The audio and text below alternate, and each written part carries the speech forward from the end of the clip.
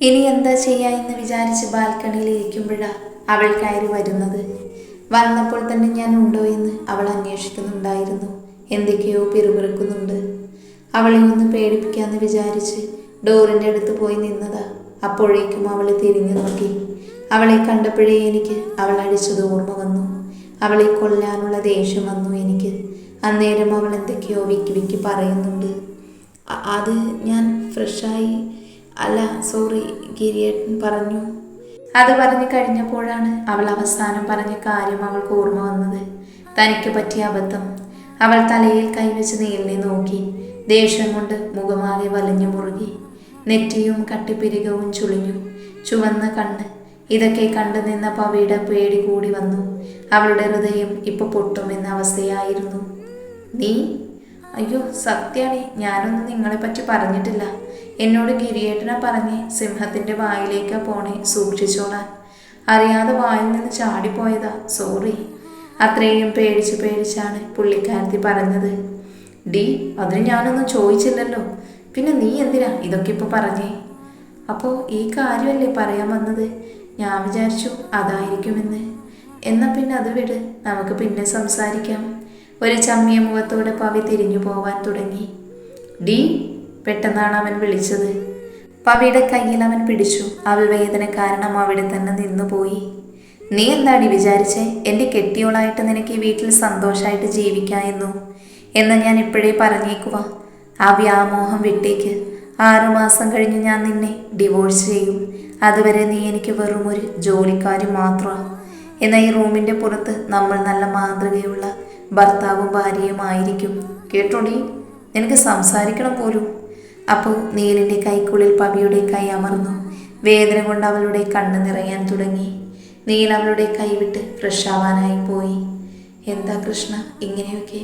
എനിക്ക് ഈ കല്യാണം താല്പര്യമില്ലായിരുന്നു എന്നറിയില്ലായിരുന്നു. എന്നിട്ടും വിധി ഇങ്ങനെയൊക്കെ ആയി, പവി മനസ്സിൽ പറഞ്ഞു. ഞാൻ എന്തൊക്കെയോ അവളോട് പറഞ്ഞത് എനിക്കൊന്നും മനസ്സിലാവണില്ല. ഞാൻ ചെയ്തത് ശരി തന്നെയാ. അവളെ വെറും വേലക്കാരിയായിട്ട് കാണണ്ടേ?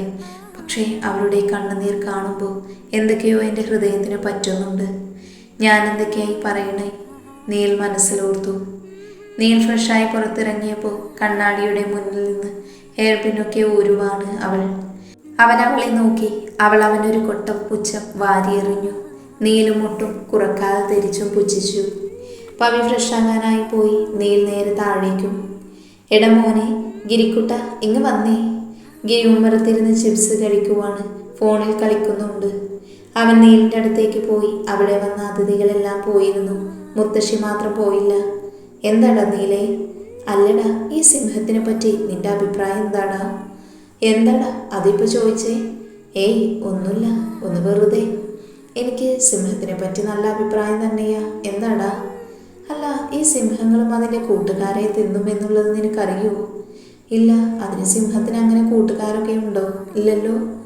ആര് പറഞ്ഞു? ചില സിംഹങ്ങളെ ഗതികേട് കൊണ്ടൊരു മരപ്പട്ടി കൂട്ടുകാരനെ കിട്ടും. അതും അവരുടെ വിധിയാ. എടാ, ഞാനാണോ ആ മരപ്പട്ടി കൂട്ടുകാരൻ? പവി പറഞ്ഞൂലേ? ഗിരി നിഷ്കുവായിട്ട് അവനോട് ചോദിച്ചു. അതേടാ പറഞ്ഞു. ഇപ്പം നിനക്കവളെ മതിയല്ലേ? ആ പല്ലിനെ തന്നെ നിനക്ക് വേണല്ലോടാ. ഇപ്പം എന്നെയൊക്കെ നീ ചവിട്ടിയല്ലേ കീരിക്കുഞ്ഞേ? എടാ അതല്ലടാ. നീ കിടന്നേ ബബ്ബ അടിക്കണ്ട, എനിക്ക് മനസ്സിലായി. നീലേ, ഞാൻ പറയുന്നത് നീ കേൾക്ക്. പവിനെ കണ്ടപ്പോൾ തൊട്ട് എനിക്ക് കിട്ടാത്ത പോയ ഒരനിയത്തിയെ കിട്ടിയതുപോലെയാ തോന്നിയത്. ശരിക്കും അവളുടെ സംസാരവും ഓരോ മുഖഭാവവും ഒക്കെ ഞാനൊരു ഏട്ടൻ്റെ സ്ഥാനം ആസ്വദിക്കുക. അവളെ ഇപ്പോൾ എൻ്റെ കുഞ്ഞിപ്പെങ്ങളായിട്ടാണ് ഞാൻ കാണുന്നത്. അല്ല, അവളെ എനിക്ക് എൻ്റെ കുഞ്ഞിപ്പെങ്ങൾ തന്നെയാ. ഞാൻ അവളെ പേടിപ്പിക്കാൻ വേണ്ടി അങ്ങനെ പറഞ്ഞ്. അവളുടെ പേടി കാണാൻ നല്ല ഭംഗിയാടാ. എൻ്റെ പെങ്ങളെ നീ വിട്ട് കളയല്ലടാ. അവൾ ശരിക്കും ഒരു പാവമാ. ഞാൻ അവളെ കണ്ടപ്പോൾ തൊട്ട് എനിക്ക് മനസ്സിലായതാ. നിങ്ങളുടെ ഇടയിൽ ഉണ്ടായതൊക്കെ ഒരു വിധിയാടാ. അവൾ നിനക്ക് വേണ്ടി പിറന്നത് തന്നെയാ. അവൾ ആ കീർത്തി പോയത് നന്നായി. ഡാഗിരി, മതി, നിർത്ത്. നീ ഇനി എന്ത് പറഞ്ഞാലും എനിക്ക് അവളെ ആക്സെപ്റ്റ് ചെയ്യാൻ പറ്റൂല. അവളിപ്പോൾ എനിക്ക് പാവമല്ല, അവൾ ഭയങ്കര തറയാ. അത് പറഞ്ഞ് നീൽ ദേഷ്യത്തിൽ മുറിയിലേക്ക് പോയി. എനിക്കറിയാം നീലേ, നീ അവളെ സ്നേഹിക്കുന്നുവെന്ന്. നിനക്ക് അവളുടെ സ്നേഹത്തിന് മുന്നിൽ പിടിച്ചു നിൽക്കാൻ പറ്റില്ല. അവൾക്ക് നിന്നെ ഇഷ്ടപ്പെടും. നീ തന്നെ പറയും അവളില്ലാതെ പറ്റില്ല എന്ന്. ആ സമയം ഗിരി മനസ്സിലോർത്തു. എൻ്റെ കൃഷ്ണ, ഇന്ന് തൊട്ട് ഞാനൊരു ഭാര്യയാണ്. പവി അവളുടെ കഴുത്തിൽ കിടക്കുന്ന താലിയിലും സിന്ദൂരത്തിലും നോക്കി പറഞ്ഞു. എനിക്ക് വിശ്വസിക്കാൻ പറ്റണില്ല, എത്ര പെട്ടെന്ന് എല്ലാം നടന്നേ. എന്തോ അയാൾ എന്നോട് ഡിവോഴ്സ് എന്നൊക്കെ പറഞ്ഞപ്പോൾ ശരിക്കും ഉള്ളിൻ്റെ ഉള്ളിലൊരു നോവ് വന്ന പോലെ തോന്നുന്നു. പക്ഷേ ഞാൻ എന്തൊക്കെയായി പറയണേ കൃഷ്ണ? വന്ന് എൻ്റെ ഉള്ള ബോധവും പോയോ? അതിനെനിക്കില്ലല്ലോ, പിന്നെ എങ്ങനെ പോകാനാണാവോ? എനിക്ക് നല്ല വിശപ്പുണ്ട്, അമ്മയുടെ അടുത്തേക്ക് പോവാം, അമ്മ എന്തെങ്കിലും തന്നോളൂ. അത് മനസ്സിൽ പറഞ്ഞു പവി താഴേക്ക് പോവാനൊരുങ്ങി. അവൾ കണ്ണാടിയുടെ മുന്നിൽ നിന്ന് താഴേക്ക് ഇറങ്ങാൻ തുടങ്ങി സ്റ്റെപ്പിലേക്ക് കാലെടുത്ത് വെച്ചതും കണ്ടു നീൽ മുകളിലേക്ക് കയറി വന്നത്. പിന്നെ ഒന്നും നോക്കിയില്ല, ഓടി തൂണിൻ്റെ പുറകെ പോയി ഒളിച്ചു. അന്നേരം നമ്മുടെ മനസ്സും ബുദ്ധിയും കൂടി ഒടുക്കത്താടി. നീ എന്തിനാ ഒളിച്ചു നിൽക്കണേ? നീ ഇപ്പോൾ ഇവിടുത്തെ മരുമകളാണ്, നീ എന്തിനാ പേടിക്കുന്നേ? അവളുടെ മനസ്സ് പറഞ്ഞു. മരുമകളൊക്കെ ആ അച്ഛൻ്റെയും അമ്മയുടെയും ഗിരിയേട്ടൻ്റെയും അടുത്ത്, നീലിൻ്റെ അടുത്ത് നീ വെറും കൂതറ. എങ്ങാനും അങ്ങോട്ട് പോയാലേ അയാൾ നിന്റെ കവളത്ത് പടം വരച്ചു വെക്കും. അത് ബുദ്ധിയും പറഞ്ഞു. നീ ബുദ്ധി പറയുന്നൊന്നും ശ്രദ്ധിക്കണ്ട, അതങ്ങനെയൊക്കെ പറയൂ. ഒലക്കയുടെ മൂട്, നിങ്ങൾ എന്ത് പറഞ്ഞിട്ടും കാര്യമില്ല, അയാൾ പോയി. ആ ഇപ്പം എങ്ങനെ ഇരിക്കണ്? കുത്തിയിരിക്കാനാണ്. എന്തേ ഒന്നും മിണ്ടാതിരിക്കോ? രണ്ടും മിണ്ടാതിരുന്നോ, അല്ലെങ്കിൽ നിന്നെയൊക്കെ പിടിച്ച് കിണറ്റിൽ കൊണ്ടുപോയിടും. നീ ആരോടെ ഈ സംസാരിക്കുന്ന പവി? ഒന്നുമില്ല ഗിരിയേട്ട, ഞാൻ എൻ്റെ മനസ്സിനോടും ബുദ്ധിയോടും പറഞ്ഞതാ. ഡോക്ടറിനെ വിളിക്കട്ടെ? എന്തിനാ ഏട്ടാ? അല്ല, മോളുടെ തലക്കടിയൊന്നും കിട്ടിയില്ലല്ലോ, ഇനി നീയിൽ വല്ലോ നിന്റെ തല അടിച്ച് പൊട്ടിച്ചു നോക്കട്ടെ. അത് പറഞ്ഞ് ഗിരി പവീനെ ഇട്ട് കറക്കിക്കൊണ്ട് അവളുടെ തല മുഴുവനും നോക്കാൻ തുടങ്ങി. എൻ്റെ പൊന്നേട്ടാ ഒന്ന് നിർത്ത്, ഞാൻ എൻ്റെ മനസ്സിനോട് ബുദ്ധിയോട് സംസാരിച്ചതാ, അല്ലാതെ എൻ്റെ തലക്കൊരു കുഴപ്പമില്ല. എനിക്ക് നല്ല വിശപ്പുണ്ട്, ഞാൻ എന്തെങ്കിലും കഴിക്കട്ടെ, അല്ലെങ്കിൽ പിന്നെ ഞാൻ ഏറിലായിരിക്കും. പവി, ഞാൻ കേട്ടത് സത്യമാണോ? പറ പവി, എന്നോട് പറ. ഗിരി അവളെ കുലുക്കിക്കൊണ്ട് ചോദിച്ചു.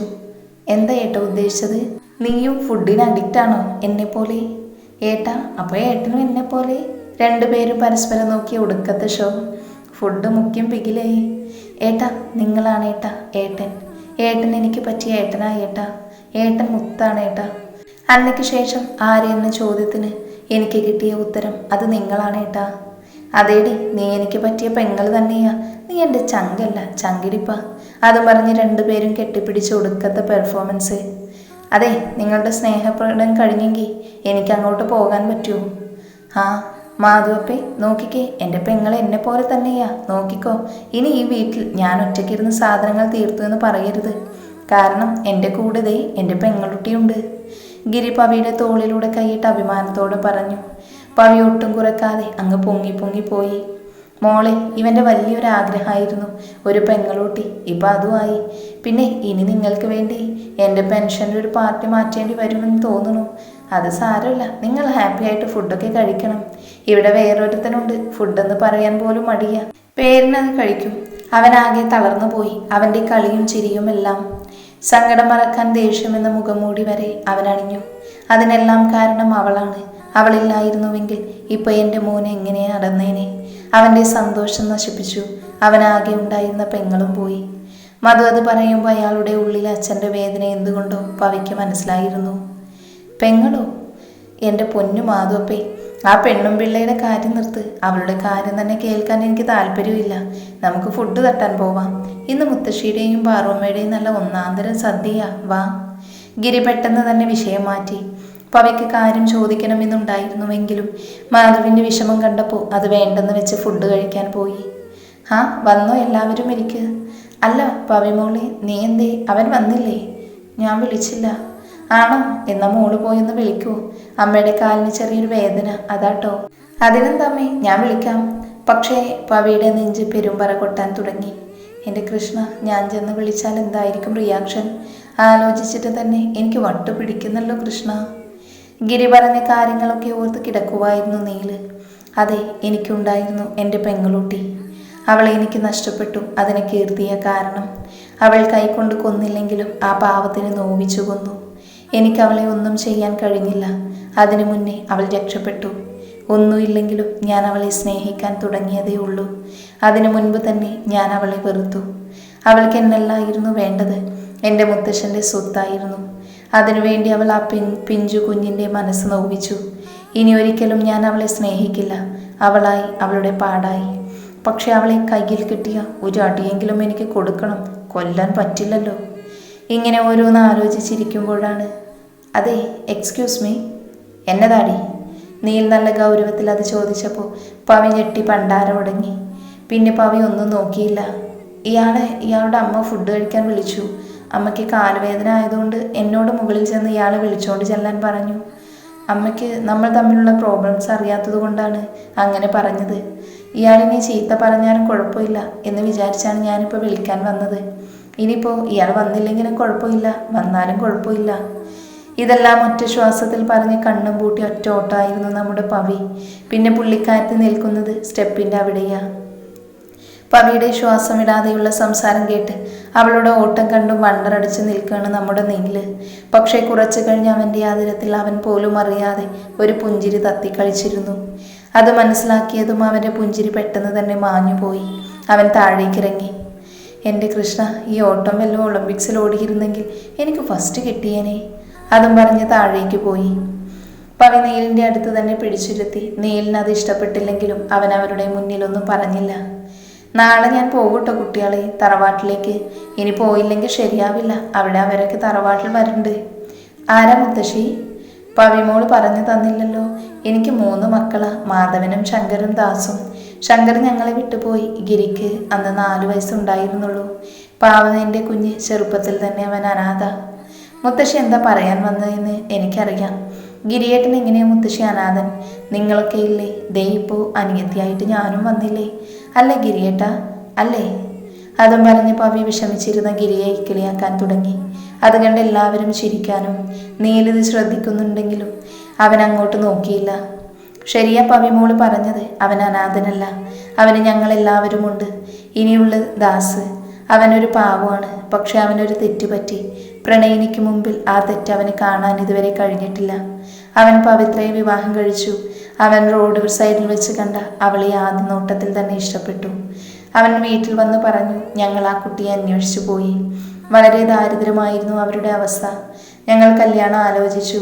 അവൻ കാശുകാരനാണെന്ന് അറിഞ്ഞാണ് വിവാഹത്തിന് സമ്മതിച്ചത് എന്ന് കല്യാണം കഴിഞ്ഞ് കുറച്ചു നാൾ കഴിഞ്ഞാണ് ഞങ്ങൾ അറിഞ്ഞത്. ആദ്യമൊക്കെ സന്തോഷമായിട്ട് പോയിരുന്നു. പതിയെ അവനെ നിർബന്ധിച്ച് അവൻ മുംബൈയിലേക്ക് മാറി. അവിടെ വെച്ച് അവൾക്കൊരു പെൺകുഞ്ഞ് പിറന്നു, ശ്രുതി. മുത്തശ്ശി, എനിക്കൊരു കോള്, ഞാൻ പോയി എടുത്തിട്ട് വരാട്ടോ. ചെല്ലുകിരി, നീയും എഴുന്നേൽക്കാണോ നീലേ? ഞാൻ ഒത്തിരി കഥകളൊക്കെ കേട്ടതാ, ഇനിയും വയ്യ, ഞാൻ പോവുക. ഞാൻ അടുക്കളയിൽ പോവാട്ടോ അമ്മേ. ഇപ്പോൾ അവിടെ പവിയും മുത്തശ്ശിയും മാധവനും മാത്രമേ ഉള്ളൂ. ബാക്കി പറ മുത്തശ്ശി. ഈ കുട്ടിയുടെ കാര്യം ഇടയ്ക്ക് തറവാട്ടിലേക്കൊക്കെ വരും. അവളുടെ അമ്മയുടെ സ്വഭാവം അവൾക്കും പതിയെ കിട്ടിത്തുടങ്ങി. നീലിനും ഗിരിക്കും അവളോട് വല്ല താല്പര്യമില്ലായിരുന്നു. അവളെപ്പോഴും ഗിരി അനാഥനെന്നൊക്കെ കളിയാക്കും. നീലിനത് കണ്ട് ദേഷ്യം വരും. അവൻ അവളോട് ദേഷ്യപ്പെടും. പക്ഷെ അവൾ നീലിനോട് വളരെ പാവമായാണ് പെരുമാറിയത്. നീലിന് വേണ്ടി പവിത്ര അവളെ ആലോചിച്ചതാ. ഇവൻ സമ്മതിച്ചില്ല. ഇപ്പോൾ അവരൊക്കെ തറവാട്ടിലേക്ക് വന്നിട്ടുണ്ട്. അതാ. ആഹാ, അതാണല്ലേ. അതെ, മുത്തശ്ശിയും മോളും ഇങ്ങനെ ഇരിക്കാനാണോ പ്ലാന്? ദേ, രാത്രിയായി, കിടക്കാനില്ലേ? മോൾ അടുക്കളയിൽ ചെല്ല്. ആ മുത്തശ്ശി. മോളെ, ദാ പാല്, റൂമിലേക്ക് പൊക്കോളൂ കേട്ടോ. ഈശ്വര, ഇതാണോ മുത്തശ്ശി അടുക്കളയിലേക്ക് പോവാൻ പറഞ്ഞേ? ഇപ്പോൾ അമ്മ ഉദ്ദേശിച്ചത് ആദ്യരാത്രിയല്ലേ? കൃഷ്ണ, ഞാൻ പെട്ടു. ഇനി എന്ത് കോക്കനട്ട് കാട്ടാനാ കൃഷ്ണ? പാറും അവൾക്ക് പാല് കൊടുത്തു. അവൾ അത് വിറച്ചുകൊണ്ട് വാങ്ങി. ദൈവമേ, ആദ്യരാത്രി എന്ന് പറഞ്ഞു ചെന്നാൽ അയാൾ എൻ്റെ അവസാന രാത്രി ആക്കി തരുമല്ലോ. ഇനി എന്ത് ചെയ്യും? വരണത് വരട്ടെ, അല്ലാതെ തന്നെ കാട്ടാനാ. അതും പറഞ്ഞ് അവൾ വിറച്ച് നടന്നുപോയി. പാറുമ ലൈറ്റൊക്കെ ഓഫ് ചെയ്ത് കിടക്കാനും. പാറുമയും മാധുവിൻ്റെ റൂമും താഴെയാണ്. അതിന് ഓപ്പോസിറ്റാണ് ഗിരിയുടെ റൂം. മുകളിൽ നീലിൻ്റെ റൂം മാത്രമേ ഉണ്ടായിരുന്നുള്ളൂ. മുത്തശ്ശി ഗസ്റ്റ് റൂമിലും കിടന്നു. പാവം പവി വിറച്ച് കയറി പോവുമായിരുന്നു. എൻ്റെ കൃഷ്ണ, ഒന്നാമതേ ആ കാലമാടൻ എന്നെ കൊല്ലുമോ എന്നുള്ള ഭയത്തിനിടയില ഈ പണ്ടാരം ഇരുട്ടും. ഇത്രയും വലിയ വീടാണെന്ന് പറഞ്ഞിട്ട് എന്താ കാര്യം? ഒരു കുഞ്ഞു മെഴുകുതിരിയെങ്കിലും കത്തിച്ചു വെക്കുമായിരുന്നു. അങ്ങനെ ഓരോന്ന് പിറുപിറുത്ത് അവൾ റൂമിൻ്റെ ഫ്രണ്ടിലെത്തി. അവൾ നൈസായിട്ടൊന്ന് തലയിട്ട് നോക്കി. അവിടെ കണ്ട കാഴ്ച അവളിൽ ഞെട്ടലുളവാക്കി.